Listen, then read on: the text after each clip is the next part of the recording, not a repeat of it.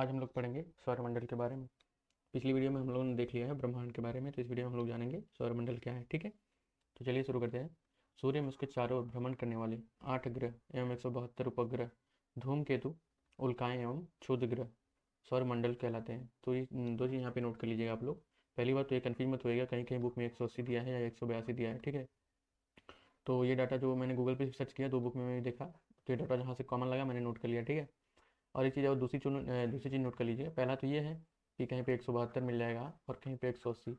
तो अगर एग्ज़ाम में आए तो आप दोनों पे देख लीजिएगा, जो उसमें जो भी ऑप्शन होगा, अगर दोनों में से कोई एक मिल रहा है तो मतलब 182, 180 और 172, तो अगर इन तीनों में से कोई मिले तो अपना नोट लगा दीजिएगा। ठीक है, अगर ये तीनों में से कोई मिल जाए तब जहाँ तक ये हो तो 172 में लगाइएगा, क्योंकि गूगल पे भी यही है। ठीक है, और दूसरा नोट कर लीजिए आप लोग कि ऐसे एक और क्वेश्चन बनता है कि उसमें नाम दे देगा उपग्रह, धूमकेतु, उल्काएं, क्षुद्र ग्रह, और उसमें एक चीज़ और पूछ लेगा कि मान लीजिए बौना ग्रह या कोई ऐसी चीज़ और डाल दी उसमें अलग से जो दूसरे सौरमंडल की है। तो उसमें ये पूछ लेगा कि बता दीजिए कि इसमें अपने सौरमंडल का या इस सौरमंडल का भाग कौन सा चीज़ नहीं है। ठीक है, उसमें बौना आप उसमें लगा देंगे बौना ग्रह हमारे सौरमंडल का भाग नहीं है। तो आप एक चीज़ नोट कर लीजिए कि हमारा सौरमंडल किस किस चीज़ से बना है। उपग्रह, धूमकेतु, उल्काएं और क्षुद्र ग्रह। तो यहाँ से दो क्वेश्चन है, आप समझ गए होंगे। अब तीसरा देखते हैं। सूर्य को सौरमंडल का जन्मदाता कहा जाता है। पूरे सौरमंडल का जन्मदाता सूर्य को ही कहा जाता है, क्योंकि पूरा जो हमारे आठों ग्रह हैं ये सूर्य से ही हमारे ग्रह टूटकर बने हैं आठों। ठीक है, और सूर्य और हमारे आठों ग्रह का जो निर्माण हुआ है, ठीक है, वो हुआ है निहारिका द्वारा। अब निहारिका क्या है?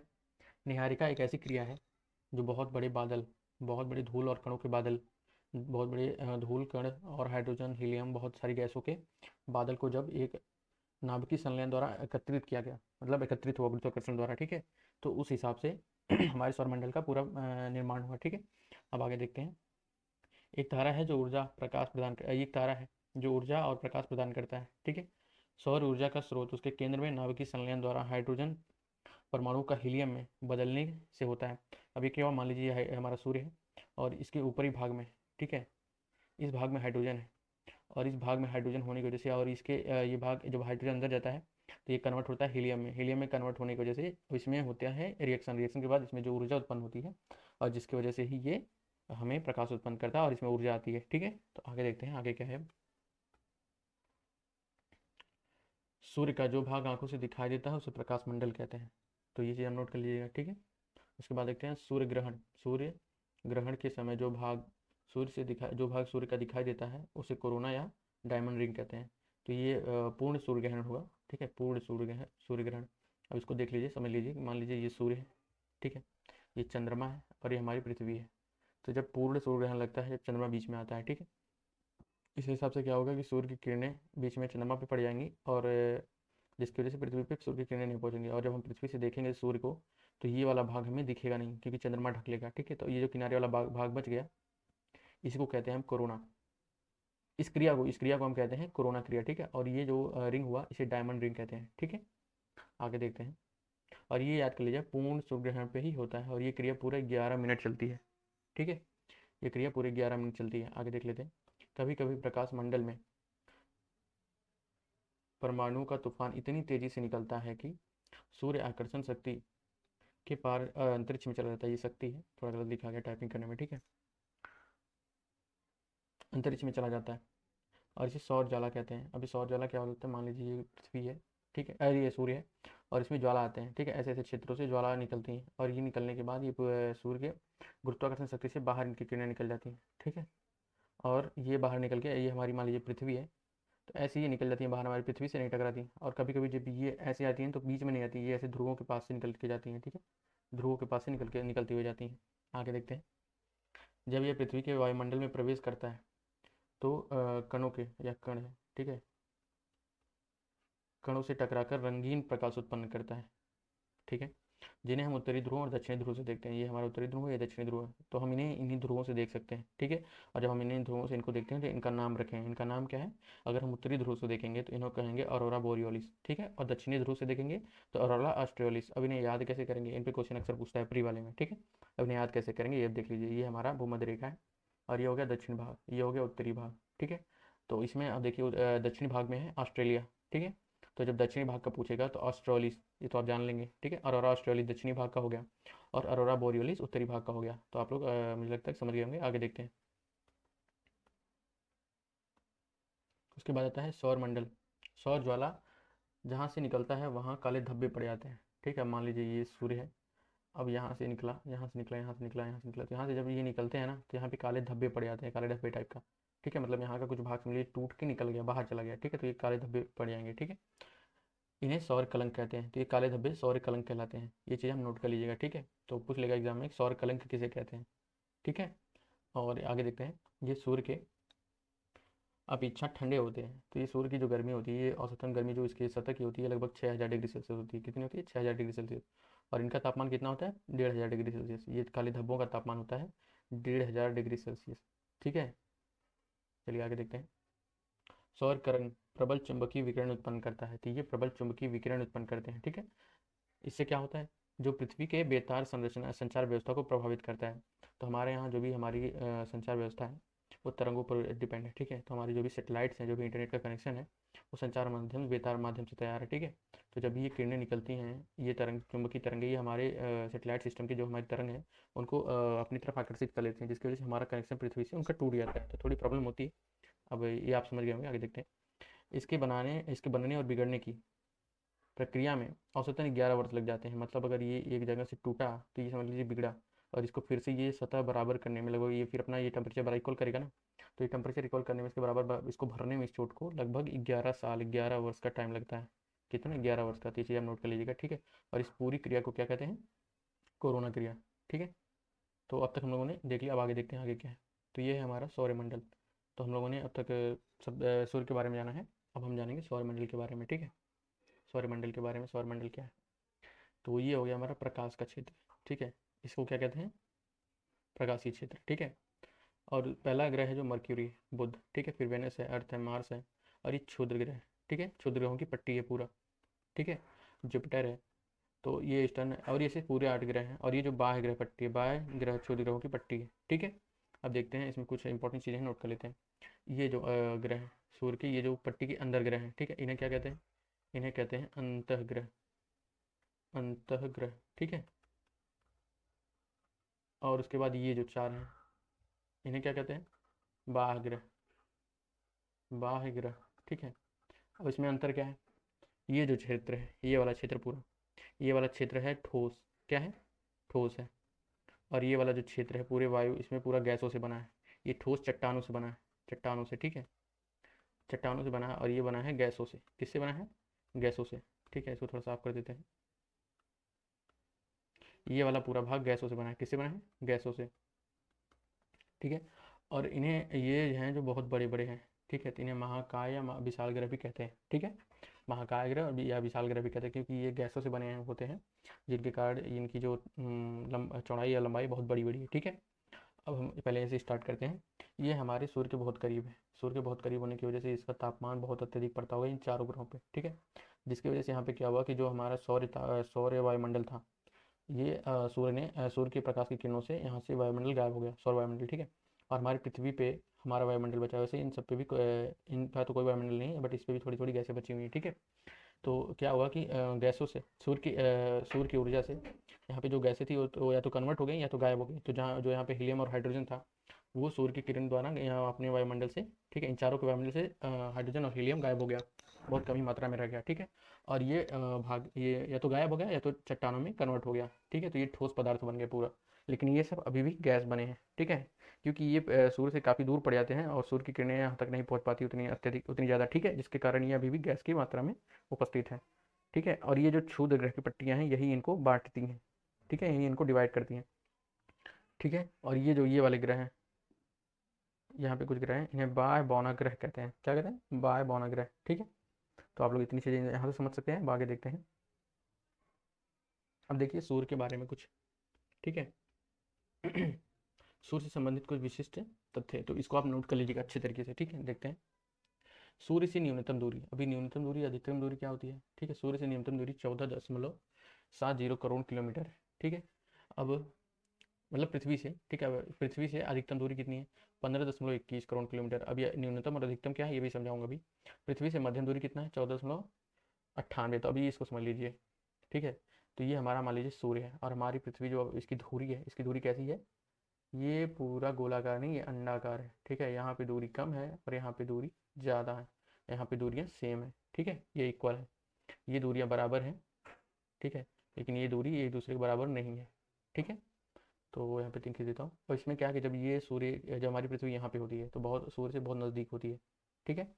सूर्य से बहुत नज़दीक होने की वजह से इसकी जो दूरी होती है लगभग 14.7 करोड़ किलोमीटर होती है, और जब हमारी पृथ्वी यहाँ पे पहुँचती है अधिकतम दूरी पे तो 15.21 करोड़ किलोमीटर, ठीक है, 15.21 करोड़ किलोमीटर होगी, ठीक है। और जब हमारी दूरी यहाँ पे पहुँचती है, जब हमारी पृथ्वी यहाँ पे पहुँचती है तो दूरी इक्वल होती है दोनों साइड की, जिसे कहते हैं 14.98 करोड़ किलोमीटर, ठीक है, 14.98 करोड़ किलोमीटर। अब देखते हैं आगे क्या है।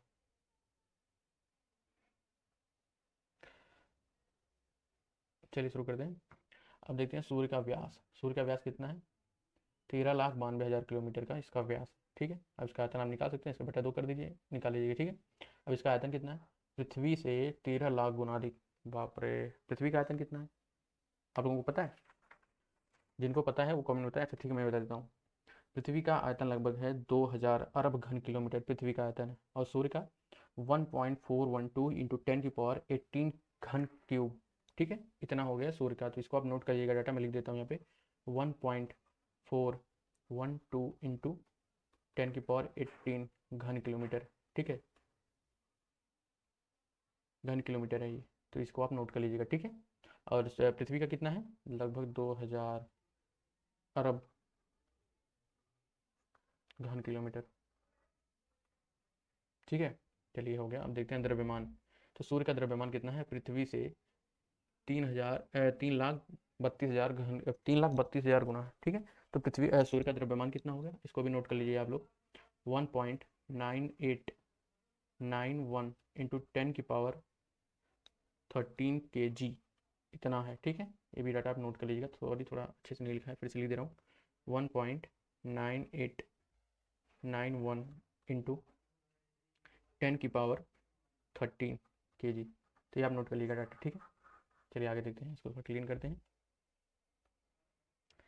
आयतन हो गया, द्रव्यमान हो गया, ठीक है। अब देखते हैं इसका तलीय गुरुत्वाकर्षण, पृथ्वी के 28 गुना है।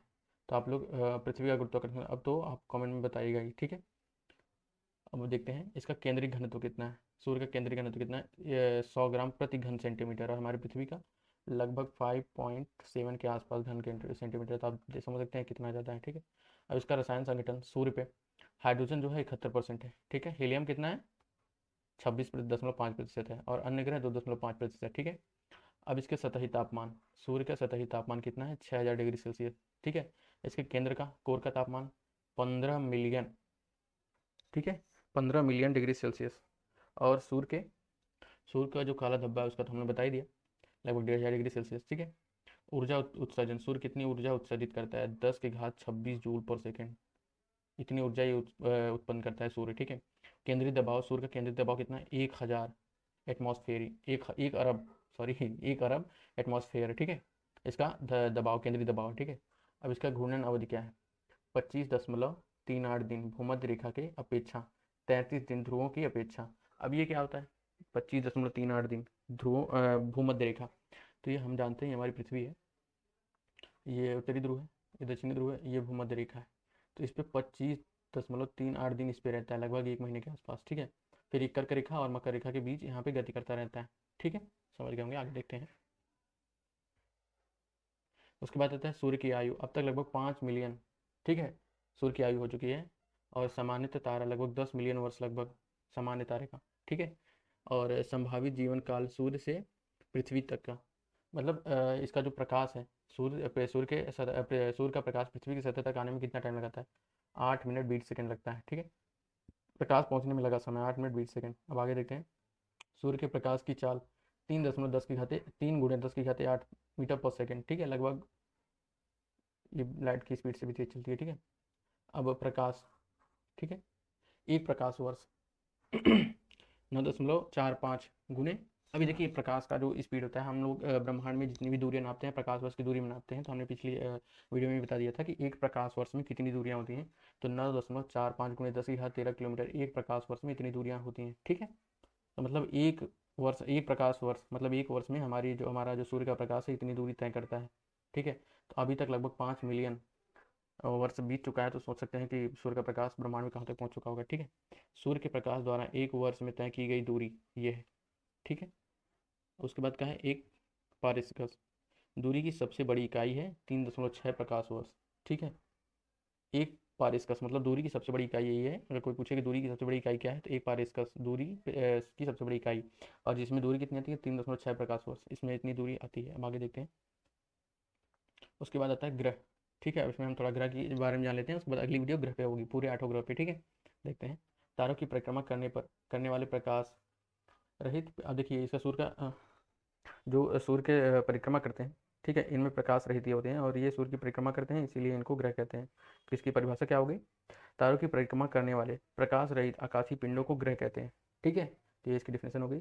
सूर्य से निकले हुए पिंड हैं तथा सूर्य की परिक्रमा करते हैं। तो हमने बताया ना, निहारिका से सूर्य निहारिका द्वारा सूर्य से निकले हुए हैं। ठीक है। तो इस पर बहुत सारी अवधारणाएं हैं, तो जिसमें से मैं आपको लाप्लांस की और कांट की, तो सबसे पहले मैनुअल कांट ने दिया था अपनी अवधारणाएं। उन्होंने बताया था कि पृथ्वी की उत्पत्ति कैसे हुई। ठीक है। तो उनका मानना था कि उनका मानना था कि गैसों द्वारा।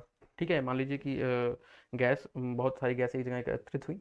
ठीक है। जिसमें से सूर्य का निर्माण, जब सूर्य बना तो उसके बाद छल्ले नुमा वहाँ से पृथ्वी का और 8 ग्रह का, जैसे मान लीजिए कि ये पूरा गैसों का बादल था, तो ये बादल ऐसे सिकुड़ते गए, यहाँ से छल्ले नुमा एक उभर ऊपर की तरफ आया, और जो ऐसे इसके चक्कर में बन के घूमने लगा। ठीक है।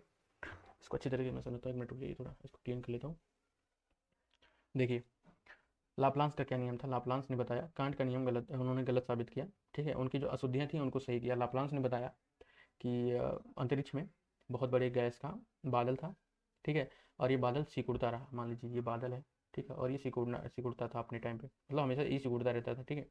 सिकुड़ने की वजह से क्या हुआ, ये सिकुड़ता इतना सिकुड़ गया कि बीच वाला भाग ऊपर उठ गया, और ऊपर उठ के ये ऐसे यहाँ पे कहीं आ गया। ठीक है। इसी तरह इसने 9 ग्रहों को बाहर निकाला। ठीक है। और ये 9 ग्रह बाहर निकल के क्या किए, 1 2 3 4 5 6 7 8 9, ये 8 ग्रह ऐसे बाहर ऊपर निकले, और फिर ये इसी के चक्कर में इसी के चारों तरफ घूमने लगे। ठीक है। लेकिन इसको गलत साबित कर दिया, क्योंकि सारे ग्रह जो हैं वो लगभग पश्चिम से पूर्व की तरफ घूमते हैं, लेकिन 2 ग्रह हैं जो पूर्व से पश्चिम की तरफ घूमते हैं, इसलिए इनका कथन गलत हो गया। क्योंकि अगर ये सारे एक तरह से ही निकले हैं तो सबको एक ही दिशा में घूमना चाहिए ना, अपनी दिशा ये क्यों बदल देते हैं, जिसकी वजह से ये अवधारणा गलत हो गई। आगे देखते हैं। सूर्य से निकले हुए पिंड सूर्य की परिक्रमा करते हैं। सभी ग्रह सूर्य की परिक्रमा पश्चिम से पूर्व की तरफ करते हैं, पूर्व की दिशा में करते हैं, लेकिन शुक्र व अरुण दो अपवाद हैं जो पूर्व से पश्चिम की साइड करते हैं। ठीक है। तो इसी की वजह से लाप्लांस का जो अवधारणा है गलत हो गई। आप इनको गूगल पे सर्च कर लीजिएगा, वैसे मिलता बहुत कमी है। ठीक है। मैंने बुक में पढ़ा था, तो मैंने आप लोगों को बता दिया। तो ये वीडियो यहीं पे समाप्त होती है। अगर ये वीडियो आपको पसंद आए तो प्लीज़ लाइक शेयर सब्सक्राइब करिएगा, और अपने ये वीडियो शेयर भी करिएगा, और इंतजार करिए कि अगली वीडियो में मैं ग्रह के बारे में पढ़ाऊँगा, और बहुत विस्तार से बताऊँगा 8 ग्रह के बारे में। ठीक है। तो चलिए चलते हैं। धन्यवाद आपको पूरी वीडियो देखने के लिए।